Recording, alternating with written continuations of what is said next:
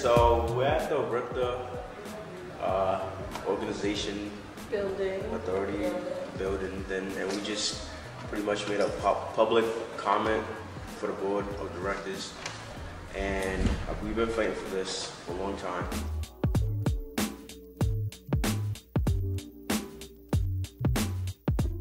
I started off pretty much explaining what Y4C was. And I introduced the Bill of Rights, well, briefly introduced the Bill of Rights, and told them about how it's 8 basic rights that we came up with to kind of focus on the issues that are going on within our community.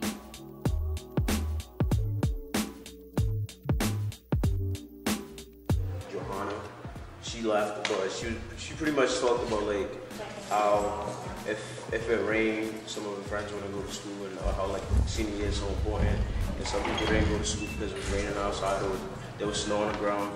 So transportation was pretty much like just cutting off their education for them. And she also talked about how a lot of people focus on right care and how they use the bus passes that you get from right care to get to school. So when that funding was cut, a lot of people were like stranded in a way because that was their support system. That's what they relied on. And I pretty much summed everything up. I said that Y4C's Transportation for Education campaign aims to decrease student barriers for attending school through research, community building, and developing concrete action steps. And we kind of let them know that like we're not here to ask RIPTA for money, and that we understand that RIPTA doesn't have money, but we're here to kind of build a friendship or a partnership with them, and so we can work together instead of working against each other.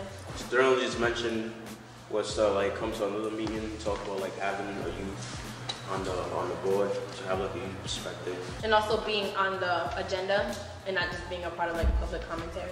I think they was interested in what we were saying, and I think we'll have more opportunities to create like a better dialogue and talk more about our campaign. So it was a good experience too.